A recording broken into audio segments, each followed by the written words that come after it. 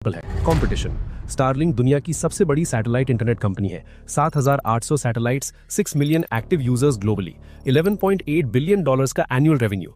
जब ये इंडिया में आएगी तो सिर्फ रूरल एरियाज को टारगेट नहीं करेगी, ये urban backup internet, enterprise solutions, aviation, maritime सभी सेक्टर्स में कॉम्पीट करेगी।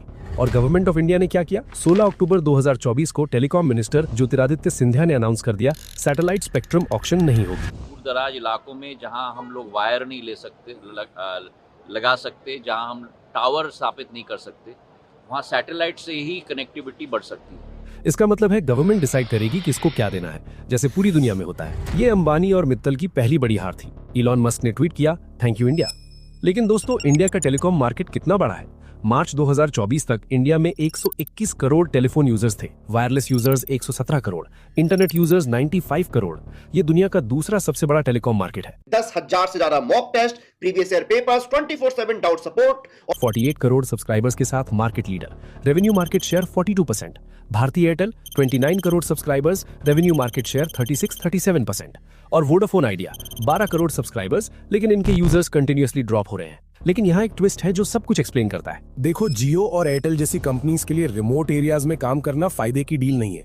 एक फाइबर केबल लाइन बिछाने का कॉस्ट लाखों में आता है। मोबाइल टावर लगाना, इलेक्ट्रिसिटी अरेंजमेंट, मेंटेनेंस, ये सब गांव में अवेलेबल करना मुश्किल है जब एक स्पेसिफिक एरिया में लोग कम होते हैं। लेकिन सैटेलाइट इंटरनेट के लिए कोई फर्क नहीं पड़ता, चाहे तुम मुंबई में रहो या लद्दाख में, सिग्नल वही सैटेलाइट से आएगा, बस आसमान साफ दिखना चाहिए। मोदी जी डिजिटल इंडिया की बात करते हैं, पर इंडिया में लगभग 63 करोड़ लोग अभी भी ऑफलाइन है। ये लोग मोस्टली रिमोट एरिया से होते हैं।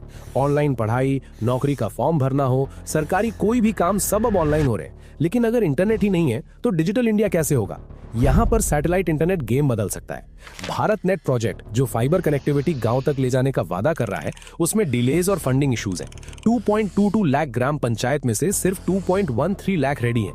और ग्राउंड रियलिटी ये है कि कई जगह इंफ्रास्ट्रक्चर तो है, लेकिन एक्टिवेशन नहीं। स्टारलिंक इस गैप को फिल कर सकता है, और यही वजह है कि गवर्नमेंट ने स्टारलिंक को इंडिया में वेलकम किया है।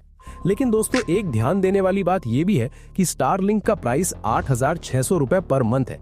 ये सुनने में महंगा लगता है, स्पेशली जब जियो का फाइबर प्लान 999 रुपए से स्टार्ट होता है। लेकिन पर्सपेक्टिव मैटर करता है। स्टारलिंक का टारगेट आम लोग नहीं है, अमीर लोग, कंपनीज और रिमोट एरियाज ये टारगेट है। एक तेल की कंपनी जो समंदर में ड्रिल करती है, एक शिपिंग कंपनी जिसके जहाज इंडियन ओशन में है, एक होटल जो हिमाचल के पहाड़ों में है, इनके लिए स्टारलिंक परफेक्ट सोल्यूशन है। ग्लोबल कंपैरिजन देखो तो इंडिया की प्राइसिंग कंपेटिटिव है। अमेरिका में स्टारलिंक का प्लान $120 महीने का है, मतलब 10,000 रुपए के आसपास। हार्डवेयर $499, लगभग $42,000 रुपए। इंडिया में दोनों साइड स्लाइटली सस्ता है।